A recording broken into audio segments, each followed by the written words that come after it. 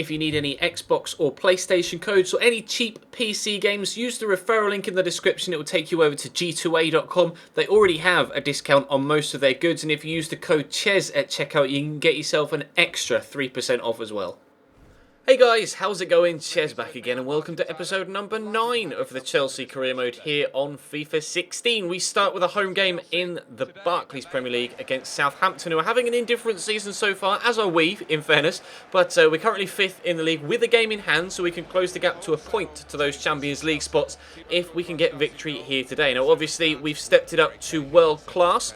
We did so in yesterday's episode, so we're now playing on the more difficult setting. Obviously, world class this year feels more like legendary, if not perhaps slightly harder than legendary of last year. So we have been doing okay though since we stepped it up. We did alright yesterday. A couple of goals that perhaps I shouldn't have conceded, but hopefully we can get ourselves a couple of clean sheets today if possible. And no better place to start than the here and now. So fingers crossed we can get a decent result against Southampton. They were on the attack initially, but Dave picks off the pass. Nice little bit of footwork here from Oscar and Fabregas to work it between themselves. Then Diego Costa's in front of him calling for the ball, but it's actually Matic that receives it. Helps it round the corner to Fabregas, whose shot is well saved down low by Stekelenburg. Wow, I failed saying that, didn't I? By Stekelenburg.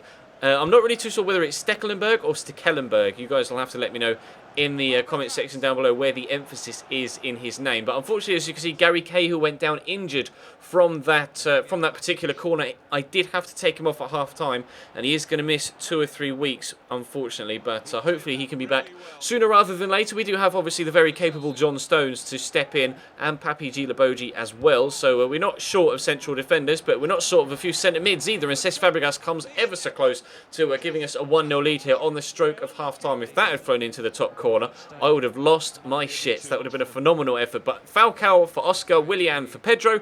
2 changes for me, and every one of the players going on and off only had one name, which perhaps shows the abundance of foreign talent we have at the club right now. We do still have a fair few English players, and obviously we brought in John Stones as well, and obviously got players like Ruben Loftus-Cheek, etc., that have added to our first team squad in this particular series. But Eden Hazard, the Belgian, is having a decent effort there that was well saved by the Dutch goalkeeper, whose name I'm not sure how to pronounce properly. Stekelenburg with a good save down low. We're actually trying to get a goal here in the final few moments to give ourselves all 3 points. Hazard picks up the ball that drops loose on the edge of the box, works it across to Fabregas. There is a gap through there to get it to Costa, works it to Hazard. Great feet from him to dance inside, whips the ball towards the far corner, and he hits the post. That was the closest that either side were going to come to a goal. So we did keep a clean sheet, which is good.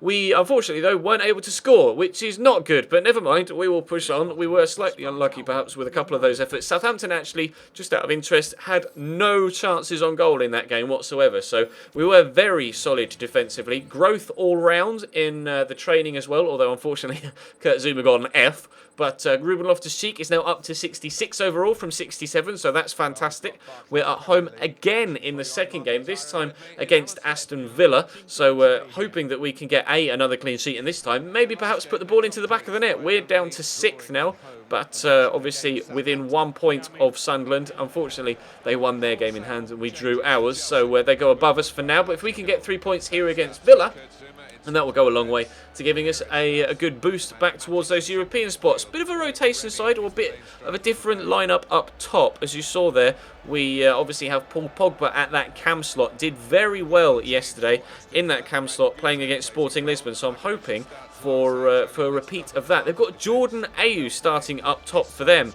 Obviously, his brother Andre was brought in at Swansea in real life, and Jordan came across to join his brother in the English Premier League. So starting up top for Villa here, hoping that Jordan Ayew doesn't have as good a time as Andre Ayew has done in the BPL so far in real life. Coming close to taking the lead there though, Remy starting up top for me for the first time in a very long time actually. We've got Remy, Diego Costa, I've got players obviously like Kennedy as well that I want to start up top. Falcao has been wanting some first team football, so I really need to perhaps move one of those strikers on. There's been a big call in the comments section for me to sell Diego Costa I think more so for his actions in real life than the fact that he's not necessarily scoring as many goals for me in this career mode as he should be. But to be fair, he isn't scoring as many goals for me in this career mode as he should be. Remy came close to scoring one there, but unfortunately was the wrong side of the defensive line when the ball was played. It wasn't initially meant for Pogba, and Pogba probably could have gotten there, but Remy, as you can see, very, very slimly, but correct decision,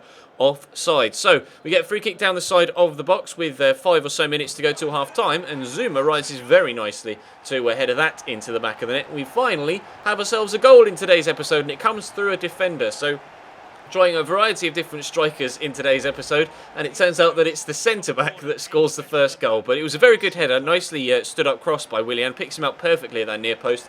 No one's going to beat Kurt Zuma in the air from that Villa side, unless it's Rudiger Stead, but he's not on the pitch. So we're 1-0 up. As we head into the second half, though, trying to extend the lead if we can. Remy with a lovely ball into Pogba, who returns the pass to Hazard. And again, the initial pass was meant for Hazard first time round, but it went to another player. Pogba worked it back to him, and it turned out that it was actually a very nice goal on the eye. This ball here from Remy was actually meant for Hazard. But Hazard runs past it. Pogba squares it back to him. Decent finish from the Belgian as well.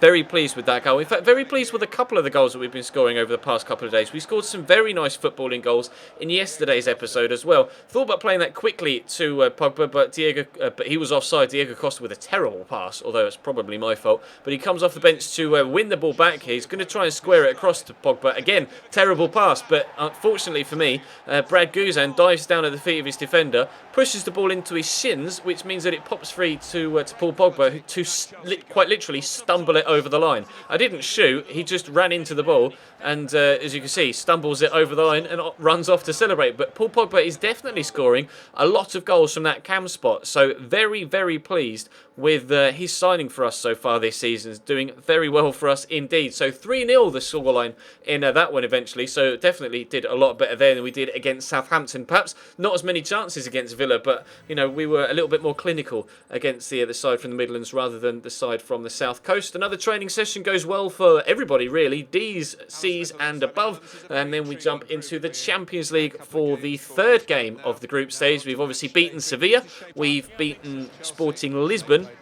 Roma have drawn both of their games though, so even if they beat us here, they won't go top, they won't knock us off top spot, although obviously I would prefer 3 points if possible. Pedro, Oscar and Bertrand Traore starting on the right hand side with Diego Costa up tops. Matic and Fabregas returning at CDM. John Terry and Papi Djilaboji though at the back. This game obviously came in short succession after the game at the weekend, and with Gary Cahill currently injured, it means John Terry gets a very rare start.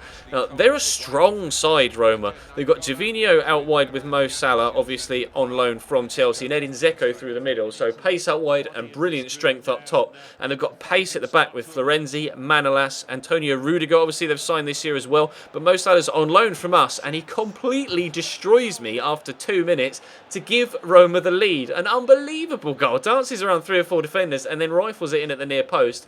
We are definitely on the back foot immediately. So trying to get ourselves back in it. Not necessarily the best of passes for Bertrand Traore, but Matic does recover it and in fact returns the ball to Bertrand, who has his shot well blocked by Florenzi. Obviously Florenzi's a player that we're familiar with if you watch my Twitch career mode that I've been using Atletico Madrid with, and obviously we've signed him there at the Vicente Calderon. But we're trying to get ourselves back in the game here. Not the best of defending from me, in fairness, to try and get it away. Pjanic with a good turn, hits the inside the post.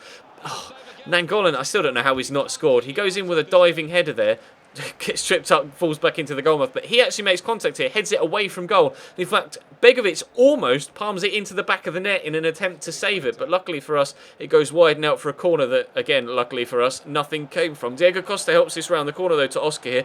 Dancing into the box, he's going to lay it back to Diego Costa. Really good strike, but off the post, and luckily for me, there's Pedro arriving at the most opportune moment to slot it into an empty net. Roma 1, Chelsea 1. Into the second half we go, making a couple of changes again. Kennedy coming on for Oscar and Ruben Loftus-Cheek sitting in that holding role in place of Cesc Fabregas. Really pleased with how these two have played so far. They're definitely my favourite youngsters at the club, aside from Bertrand Traore, who's been unbelievable so far this season.